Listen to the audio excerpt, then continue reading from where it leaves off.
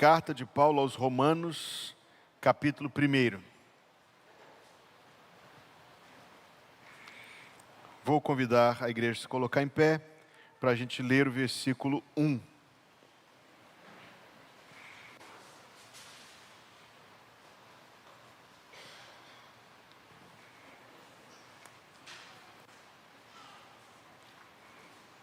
Paulo, servo de Jesus Cristo, chamado para apóstolo, separado para o Evangelho de Deus. Leia comigo. Paulo, servo de Jesus Cristo, chamado para apóstolo, separado para o Evangelho de Deus. Que Deus abençoe a leitura da sua palavra ao nosso coração. O povo de Deus diz: amém. Pode se assentar, por favor.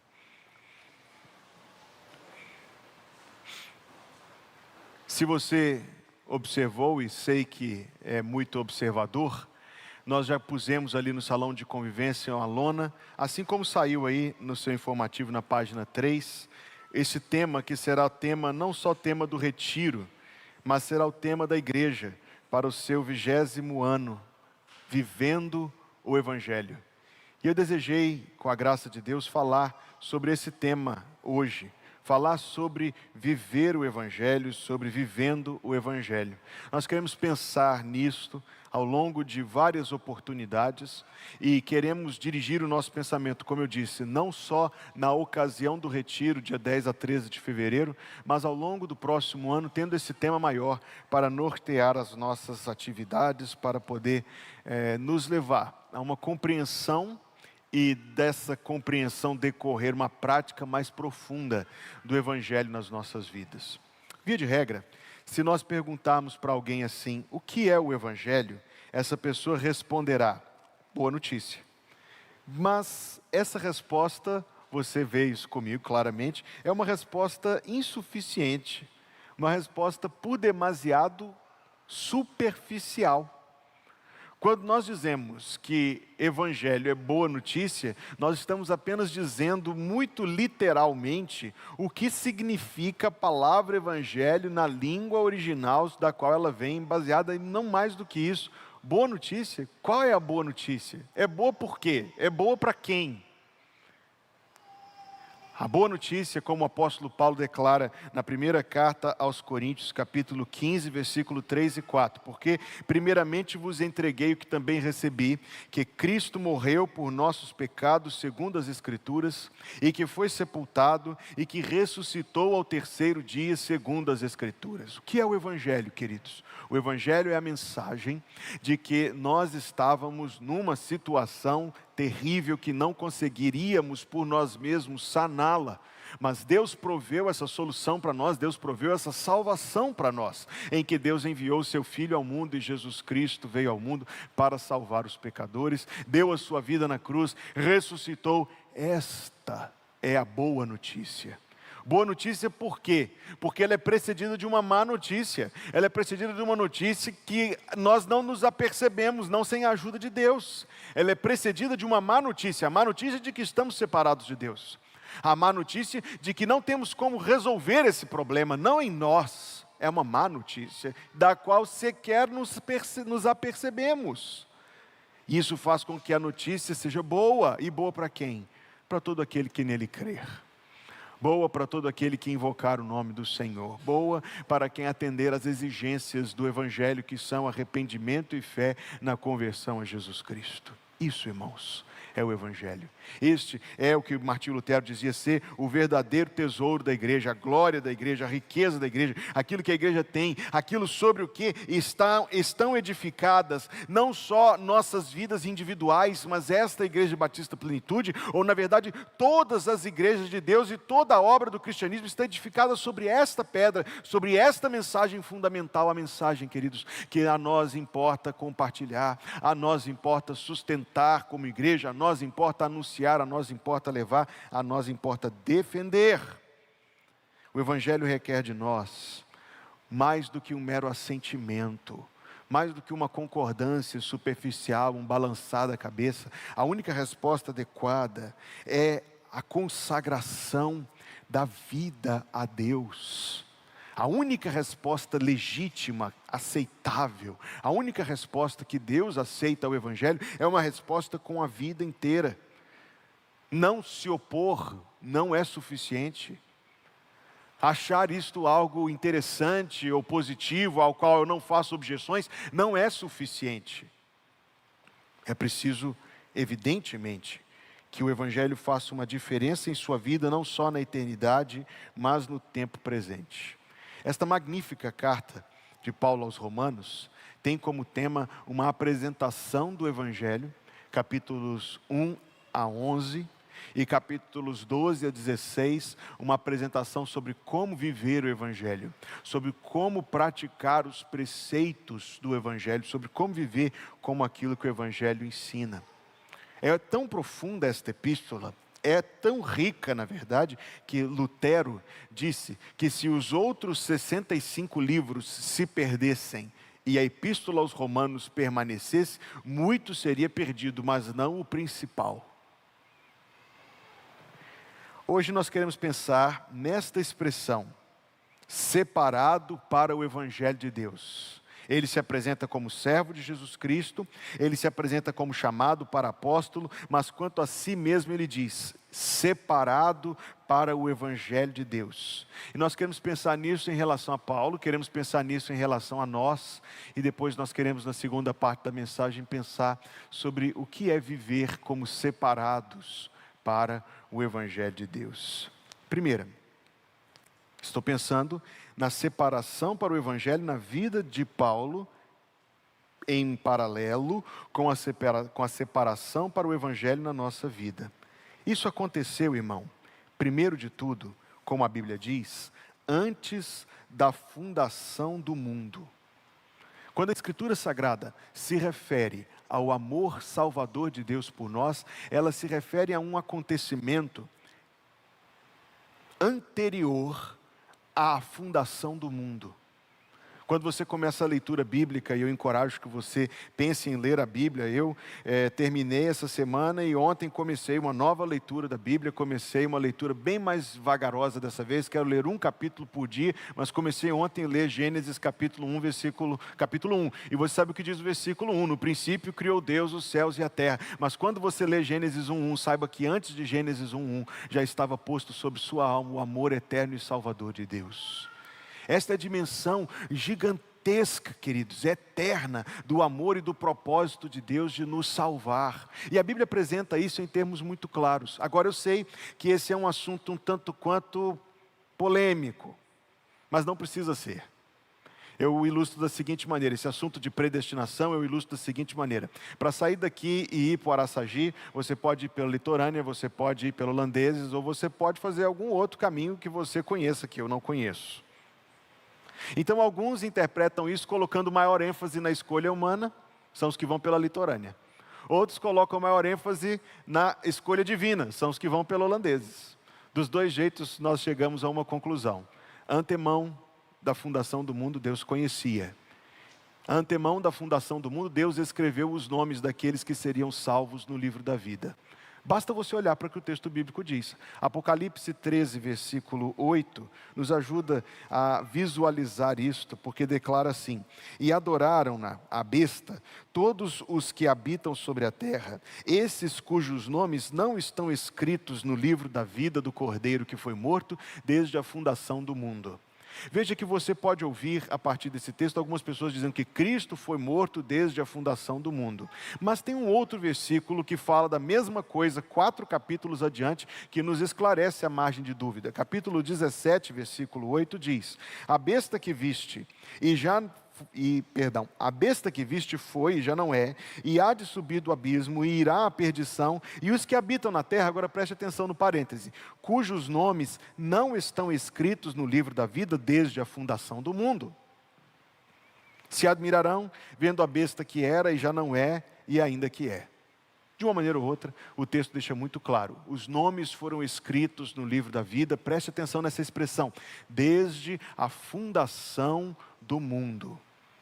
É uma referência ao amor salvador de Deus pelas nossas almas.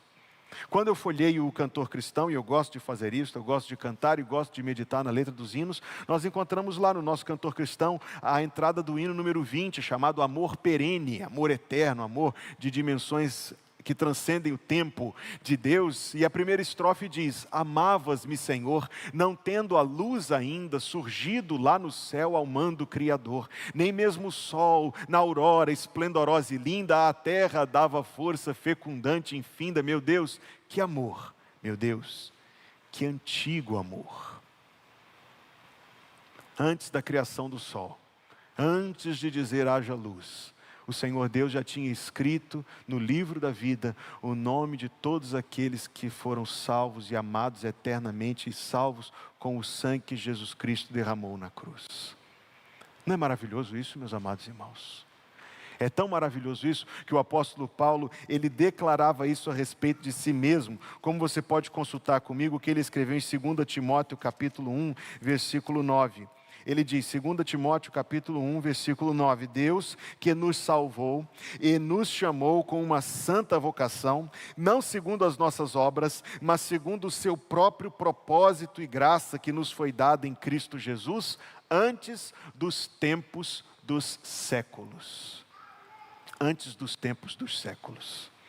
Na visão de Paulo, esse assunto não é motivo de debate, nesse assunto não é motivo de confusão, não é motivo de atrito entre os crentes, como infelizmente tornou-se posteriormente. Na visão de Paulo, esse assunto é motivo de louvor, sabia? De cântico, de oração, de adoração. Veja o que ele escreve aos Efésios, capítulo 1, versículo 3. Bendito o Deus e Pai de nosso Senhor Jesus Cristo, o qual nos abençoou com todas as bênçãos espirituais, nos lugares celestiais em Cristo, como também nos elegeu nele, em Cristo, antes da fundação do mundo, para que fôssemos santos e irrepreensíveis diante dele em amor, e nos predestinou para a adoção por Jesus Cristo, para si mesmo, segundo o beneplácito de sua vontade, para o louvor da glória de sua graça, pelo qual nos fez agradáveis a si no amado.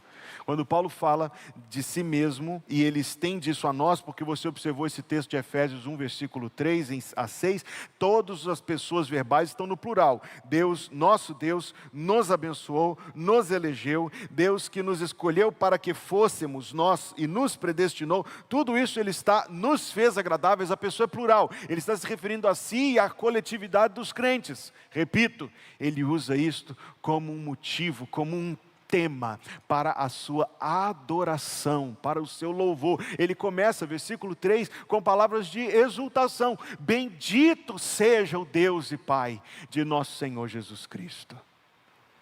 Nós é que queremos transformar esse assunto em minúcias, e queremos passar no moedor para poder destrinchar e analisar. Na visão do nosso apóstolo, esse assunto é um assunto que pertence à sabedoria e à soberania de Deus, mas que para nós reserva uma porção doce de segurança, de paz, de alegria, de gratidão e de motivos de louvor e adoração. Uma vez numa pregação eu me expressei da seguinte maneira: esse assunto da soberania de Deus, ele pode às vezes dar um nó na nossa cabeça. Culpa não é de Deus, culpa é da nossa cabeça. Mas em todo o tempo, Ele dá paz ao nosso coração. Mesmo quando a gente não entende, mesmo quando transcende e ultrapassa os limites do horizonte da nossa compreensão, pode dar um nó na nossa cabeça. Mas o tempo todo dá paz ao nosso coração. Separado para o Evangelho de Deus. Separado então, primeiramente, antes da fundação do mundo. Separado para o Evangelho de Deus, porque não é só Paulo isto. Você precisa pensar nisso não somente em termos de Paulo, mas em termos de você mesmo. Paulo está se referindo a nós. Então, se você é um salvo em Jesus Cristo, se você é alguém em que Jesus Cristo é o seu Salvador e o seu Senhor, você também foi separado para o Evangelho antes da fundação do mundo. Paulo declarará em segundo lugar, separado para o Evangelho, nós queremos pensar pela obra de Cristo no Calvário. Aquilo que Deus de antemão determinou em amor e graça, sem que isso fizesse com que nós fôssemos objetos ou meros automáticos na história, aquilo que Deus eternamente determinou, Jesus Cristo consumou na cruz do Calvário. A separação para o Evangelho, desenhada na eternidade, concretizou-se, consumou-se pelo sacrifício de Jesus Cristo na cruz. Quando Ele derramou o seu sangue na cruz, e no momento em que Ele disse aquelas palavras, está consumado, naquele momento, Ele adquiriu-nos para Ele com o seu sangue. É o que está escrito na epístola de Pedro, que nós somos comprados, não por ouro ou prata, mas com o sangue precioso de Jesus Cristo. Quando Ele se fez o nosso substituto na cruz, quando Ele deu a sua vida por nós, Ele adquiriu-nos para si. Então, veja que nós estamos tentando entender algo, irmãos, que pertence aos mistérios gloriosos de Deus. A separação para o Evangelho, primeiro, eternamente, antes da fundação do mundo. Em segundo lugar, antes de você nascer, quando Ele deu a vida dEle por você, quando Ele derramou o sangue dEle em substituição do seu sangue, quando Ele morreu em substituição da sua morte, Ele te adquiriu para si. O mesmo hino que eu citei, o hino que fala que Deus nos amava antes da luz do sol, diz a segunda estrofe, amavas-me, Senhor, no tempo em que imolado, isto é, sacrificado. Imolado foi numa cruz sangrenta o meigo Salvador, levando sobre si, sim, todo o meu pecado. O Santo de Israel, o teu Cordeiro amado, meu Deus, que amor, meu Deus, que imenso amor. No instante em que Jesus Cristo deu a sua vida por você, Ele estava comprando você para Ele, amém? Ele estava te separando para o Evangelho. Talvez a gente não tenha uma proporção ou uma compreensão total, talvez só na glória a gente vai ter uma compreensão total daquilo que Jesus Cristo fez por nós.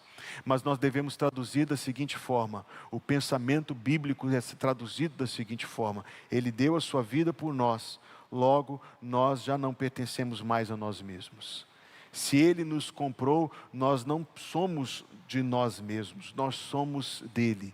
Ele nos adquiriu para si, nós não temos esses direitos, nós temos a posição de sujeição e pertença ao Senhor. Separado para o Evangelho, eternamente. Separado para o Evangelho, não só Paulo, mas você também, quando Cristo deu a vida dele por você. Separado para o Evangelho a partir do encontro glorioso com Cristo. Apesar de amado antes da fundação do mundo, apesar de adquirido pelo sangue do Calvário, você encontra Paulo aos 30 anos de idade, ou aproximadamente isso, ainda, como diz o texto sagrado, respirando ameaças e mortes contra os discípulos. Você o encontra ainda caçando crentes. Você o encontra ainda fazendo o que podia para poder arrasar a igreja de Deus. Que estranho. Amado por Deus desde antes da fundação do mundo, comprado por Jesus Cristo na cruz do Calvário, e ainda assim procedendo, comportando-se de tal forma, as coisas não estão encaixando bem umas nas outras.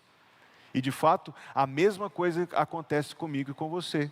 Amado sim, desde antes da fundação do mundo, comprado sim com sangue na cruz do Calvário, mas em determinado momento da minha vida ou da sua, éramos indiferentes à mensagem do Evangelho, ou nos opunhamos a ela, ou não críamos, ou a rejeitávamos, ou adiávamos, não importa, existem 200 formas de você rejeitar o Evangelho, só existe uma de aceitar e por essa a gente não passava.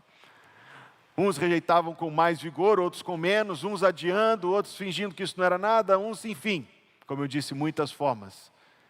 Não importa qual, estávamos desse lado. Do lado da separação. E então aquilo que foi determinado por Deus eternamente, consumado por Jesus Cristo na cruz do Calvário, torna-se uma realidade pessoal. Quando o Senhor vem ao nosso encontro e nos toma para si. Naquele momento extraordinário, glorioso da conversão. Da mesma maneira que Jesus veio buscar Paulo, Jesus veio buscar a mim e a você.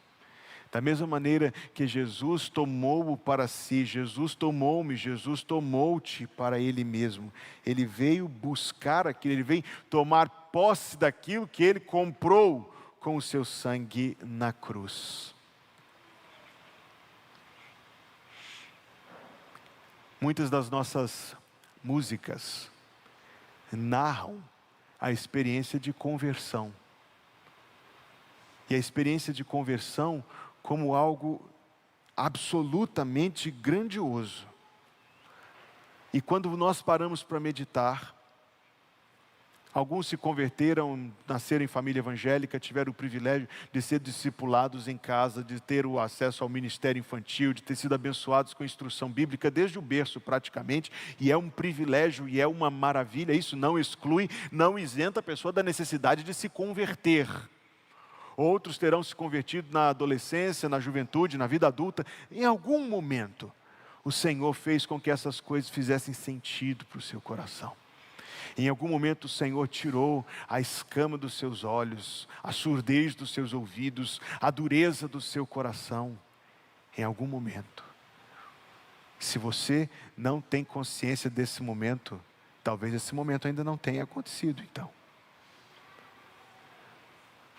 Porque há na experiência de cada servo de Jesus Cristo o encontro pessoal, salvador, transformador com Jesus. Aquilo que foi determinado, desenhado, planejado na eternidade, consumado na cruz, é trazido à realidade. A obra do Espírito Santo que convence o coração do pecado, da justiça e do juízo. Preste atenção na palavra convencer.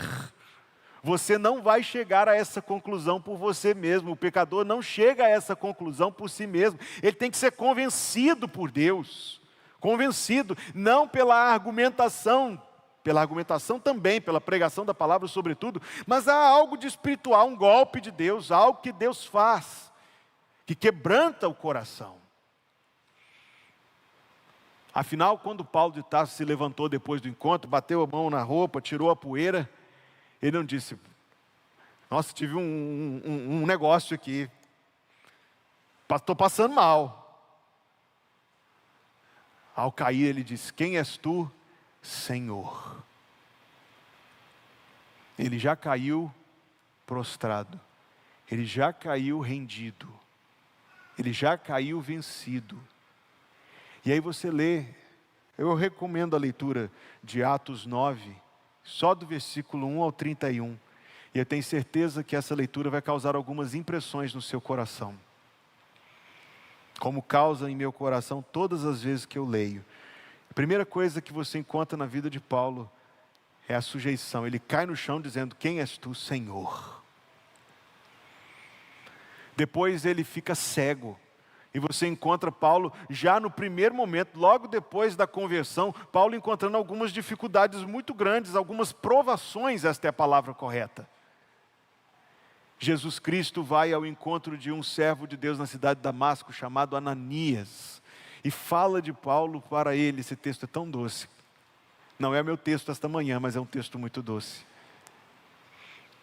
Ele diz para Ananias: vai à casa tal, da rua tal, ao encontro dele, porque ele está orando.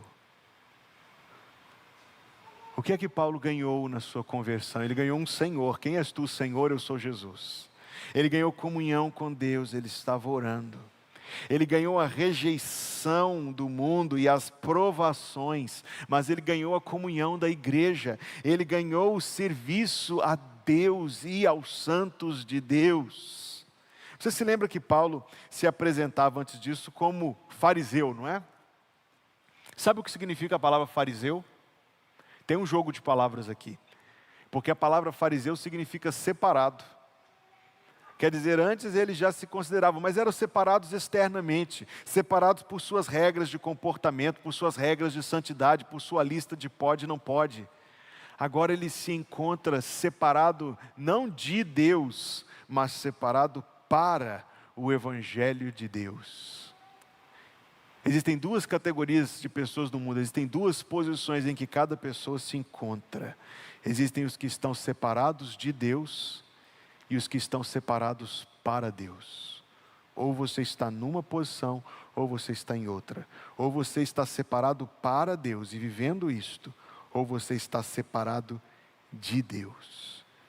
E esta é uma posição terrível para se estar. É uma posição assustadora para se estar. Se você está separado de Deus, fuja dessa posição.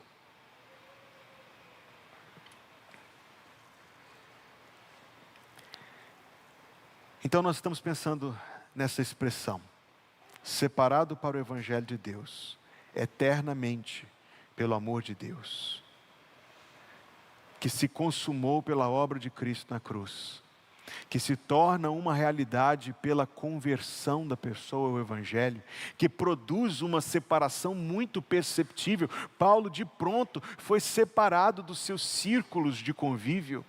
Paulo de pronto foi rejeitado, foi excluído.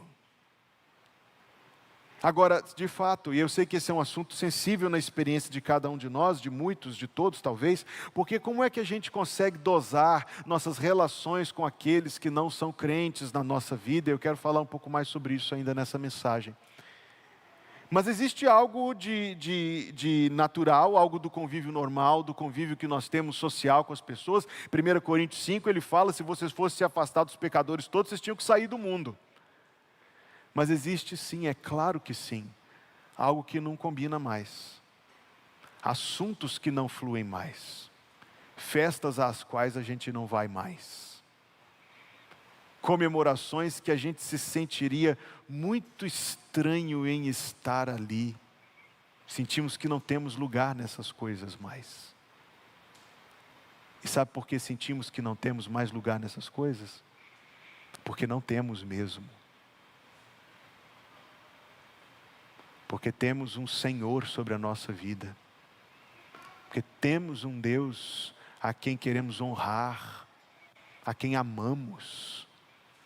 Existem ambientes que são, é claro que são, bem-aventurado o homem que não anda segundo o conselho dos ímpios, não se detém no caminho dos pecadores, nem se assenta na roda dos escarnecedores. Antes o seu prazer está na lei do Senhor e na sua lei medita de dia e de noite. Paulo experimentou isso de pronto. Ele não frequentava ambientes imorais, ele não frequentava rodinhas de conversas inadequadas, não. Ele frequentava um ambiente puramente religioso, mas uma religião contrária ao Evangelho. Ele frequentava um ambiente, claro, quantas experiências acontece isso, a pessoa se converte ao Evangelho de Jesus Cristo, é alguém religioso, participa de uma igreja, mas começa a ver aquela igreja como sendo uma igreja diferente da Bíblia. Quantas vezes nós já vimos isso? Eu já vi isso tantas vezes, você também já deve ter visto tantas vezes. Então essa pessoa começa a caminhada em procura de uma igreja bíblica, onde ela possa viver plenamente em conformidade com a palavra de Deus. A separação eterna, consumada na cruz, que se torna uma realidade na conversão, começa a virar algo muito real na nossa vida. Ou pelo menos deveria ser assim. Pelo menos deveria ser assim.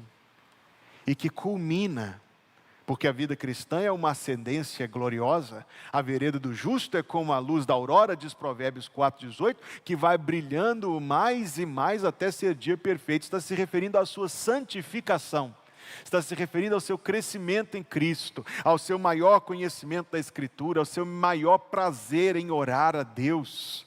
Está se referindo à sua semelhança, ao seu aperfeiçoamento, ao seu amadurecimento. O caminho do salvo de Jesus Cristo é como a luz da aurora, que vai brilhando mais e mais até ser dia perfeito. Veja bem, que isto tem uma culminação.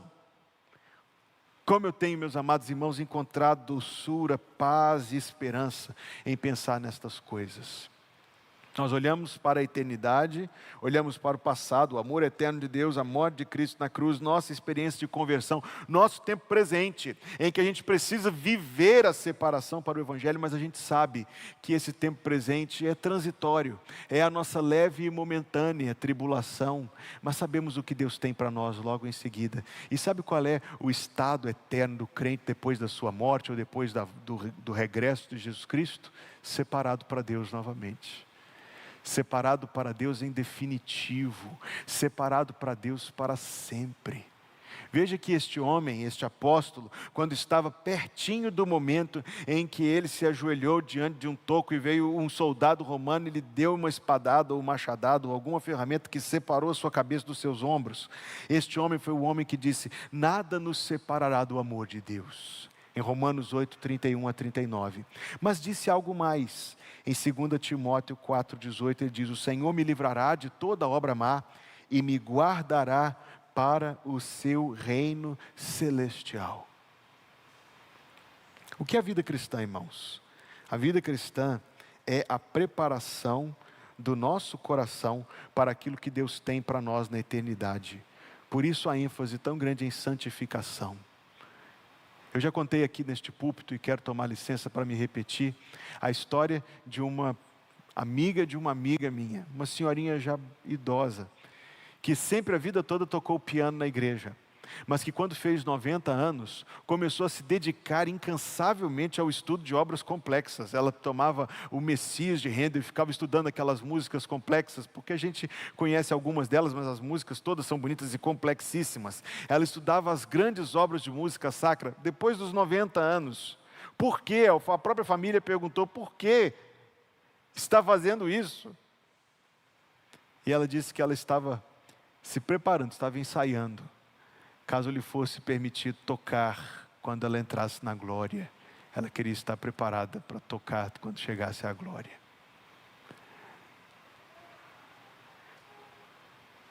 Isso é uma ilustração do que é a busca do crente pela santidade pessoal. É a preparação do nosso coração.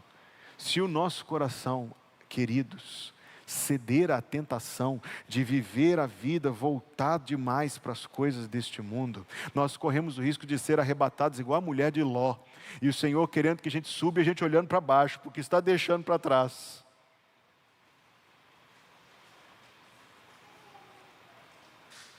A vida cristã serve para afinar, preparar nosso coração para aquilo que Deus tem depois para nós. Talvez algumas das coisas que a gente ama tanto são coisas que não vão estar lá no céu. E talvez algumas das coisas que a gente acha... Permita-me falar desse ponto sem querer me deter muito, mas eu acho admirável e às vezes intrigante o comportamento de alguém que considera o culto algo maçante. Uma obrigação a ser cumprida com hora certinha para acabar. Uma vez na semana, cumprir minha obrigação. Amigo, você não sabe o culto sem fim que está esperando lá no céu. Você não sabe o culto sem fim que está esperando lá no céu. Intrigante que achamos algumas orações longas demais, as orações lá no céu.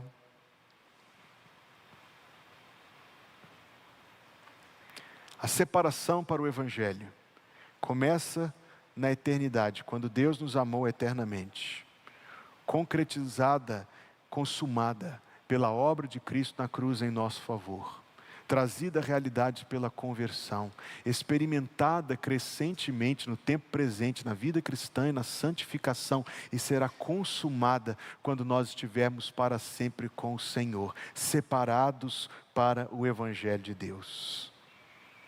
Esta é a sua posição, não é algo exclusivo de Paulo. Eu preguei alguns anos atrás um sermão lá na minha antiga igreja, cujo título era: Paulo não é uma exceção. Porque nós podemos tratar Paulo como uma exceção, mas ele não diz de si mesmo como exceção, ele diz que ele é um exemplo, ele diz: sejam meus imitadores. Então ele não é uma exceção. Se ele é para ser imitado, ele não é uma exceção. A posição que ele ocupou perante Deus, é a posição que nós ocupamos perante Deus, separados para o Evangelho. Separados desde quando Deus nos amou antes da fundação do mundo. Separados quando Cristo deu a sua vida por nós na cruz. Separados quando de nossa conversão. Separados hoje, e isso deveria ser algo sensível e perceptível em nossa vida. E separados, enfim, para sempre, quando estaremos, depois que o Senhor vier nos buscar, quer pela morte, quer pelo arrebatamento, quando o Senhor vier nos buscar e nós estaremos para sempre com o Senhor. Isso então, irmãos, me faz querer pensar rapidamente com vocês sobre como a gente vive isto em diferentes áreas da nossa vida. E eu quero lhes dizer, primeiro, sobre viver isso na nossa vida pessoal com Deus. Eu quero falar um pouco mais sobre isso hoje à noite, na minha mensagem neste culto de Ano Novo, porque eu quero pregar hoje à noite sobre andando com Deus. Mas eu quero falar sobre isso agora também. Se você é separado para o Evangelho, isto será vivido em nenhuma outra área da sua vida mais do que na sua comunhão com Deus. Crente, você tem cultivado comunhão com o Senhor pela oração, pela leitura da Bíblia, pela meditação nela. A Bíblia não foi dada por Deus para você ser apenas um sabichão. A Bíblia foi dada por Deus para trabalhar mais com o seu coração do que com a sua cabeça, embora não haja muita separação entre as duas coisas. Como tem sido isso em sua vida? Oração. Buscar o Senhor. Interceder pelos seus irmãos. Suplicar nas suas lutas. A imagem de Apocalipse 5:8 é a taça de incenso, que são as orações dos santos. Permita-me uma licença de imaginação, não estou afirmando que é isto que está lá. Permita-me uma licença de imaginação somente. Mas suponhamos que essas taças sejam individualizadas. Diante do trono de Deus tem uma taça escrita Hugo, tem outra escrita Socorro, tem outra escrita Arthur, tem outra escrita Adson, tem outra escrita Flávio, tem outra escrita o seu nome. Está subindo incenso de oração?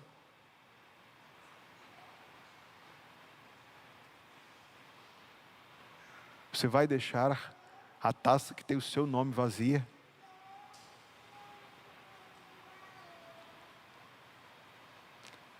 Comunhão com Deus, separados para o Evangelho, para viver comunhão com Deus. Separados para o Evangelho na vida familiar. Eu tenho me sentido, irmãos, com o coração muito direcionado pelo Senhor a orar pelas famílias desta igreja e a trazer este assunto mais frequentemente para o púlpito. Eu acredito que 90%, ou 99%, ou 99,99% da doutrina bíblica sobre família, a gente sabe de cor e salteado. Nós sabemos o que a Bíblia ensina sobre casamento, sabemos o que a Bíblia ensina sobre o papel do marido, sobre o papel da mulher, sobre o papel dos pais. Quando eu estou dizendo isto, é porque nós identificamos que as nossas lutas, portanto, uma vez que nós temos o privilégio de pertencer a uma igreja bíblica que ensina a sã doutrina, então se nós sabemos 99,99% do que a Bíblia ensina sobre família, quer dizer que as nossas lutas advêm não de ignorância, mas de problemas na prática. E prática talvez não só das doutrinas bíblicas sobre a família, mas sobre o caráter cristão como um todo. Sobre coisas que não estão restritas à família, como perdão, como santificação, como buscar primeiro o reino de Deus. Mas sobre viver a separação para o Evangelho dentro do seu lar, está escrito assim em 1 Timóteo capítulo 5, versículo 8. Se alguém não tem cuidado dos seus, principalmente dos da sua família, negou a fé e é pior do que o infiel. Quem escreveu estas palavras não foi pastor Hugo. Quem escreveu estas palavras foi Deus através do seu servo, o apóstolo Paulo. Em que ambiente nosso cristianismo deveria ser mais vívido? Dentro de casa. Mas talvez, por um conjunto de razões, seja o lugar onde ele é menos vívido. Talvez na formalidade do culto público a gente saiba adorar o Senhor. Mas e dentro de casa? Talvez a gente saiba ficar bem comportadinho, sentadinho durante a pregação do pastor. Mas e aquele tempo em família para orar e ler a Bíblia? Pai, mãe, quem vai ensinar os seus filhos a orar é você. Quem vai ensinar os seus filhos a buscar a Deus é você. Quem vai ensinar os seus filhos o caminho para a salvação é você. Não transfira isso para o Ministério Infantil da Igreja. O Ministério Infantil da Igreja está aqui para ajudar. Mas essa é uma responsabilidade que Deus delegou aos pais e é intransferível.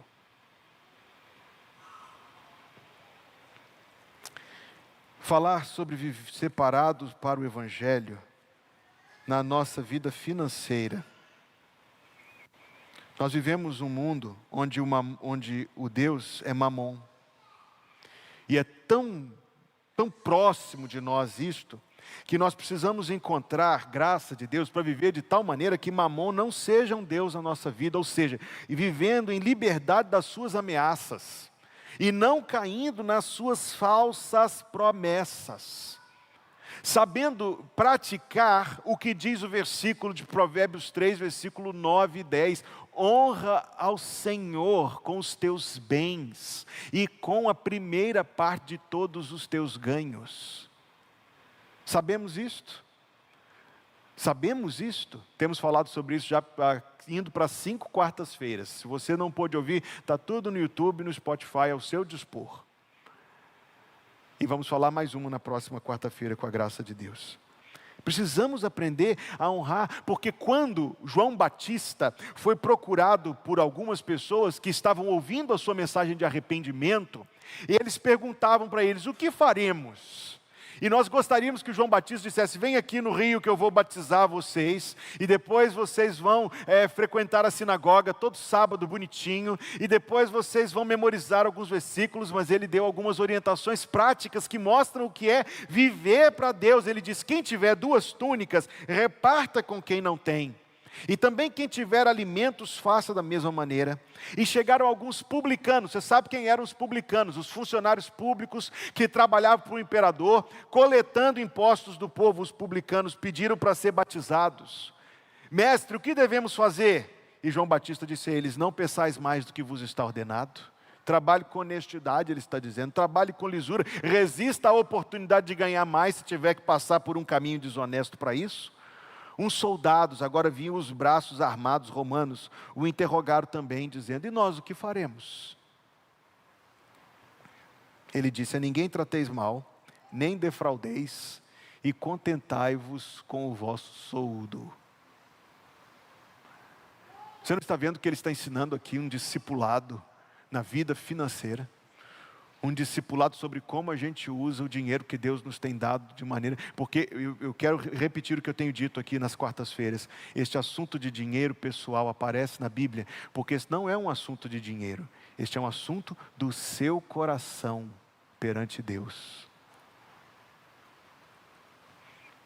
Separados para o Evangelho na nossa vida pessoal com Deus, na vida familiar, nas nossas finanças, separado para o Evangelho aqui no seio da igreja, vivendo relacionamentos na igreja que reflitam o padrão do Evangelho, perdoando uns aos outros, levantando os caídos, trabalhando. Meus amados irmãos, não é possível você ler esse livro, não é possível você ler esse livro, não é possível você ler o Novo Testamento, não é possível você meditar o padrão de vida cristã e chegar à conclusão, não é possível ler a Bíblia Sagrada e chegar à conclusão de que é possível seguir Jesus Cristo sem estar junto do povo dele, porque não é possível. E ler a Bíblia Sagrada e chegar à conclusão de que é possível segui-lo sem estar em ativo serviço. Ativo serviço.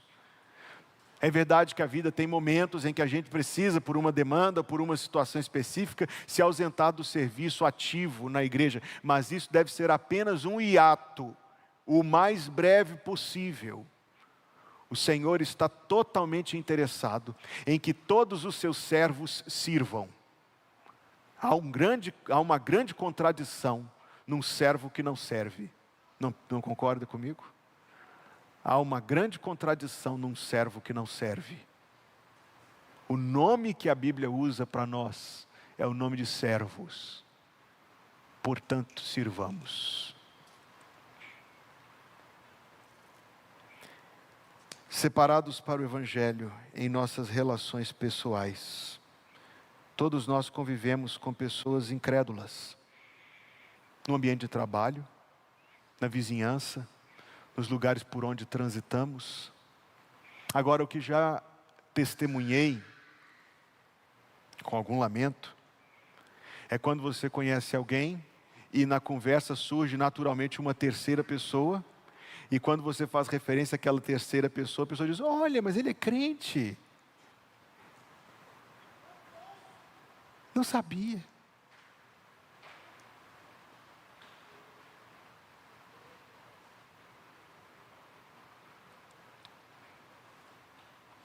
Ouvi alguns anos atrás a história de uma igreja pequenina numa cidade do interior, onde num culto o pastor pregou o Evangelho de Jesus Cristo, fez um convite à salvação. Ao término do culto, um homem que estava visitando a igreja, que era um comerciante naquela cidade, tomou a sua decisão, uma decisão real, uma decisão de entrega de sua vida a Jesus.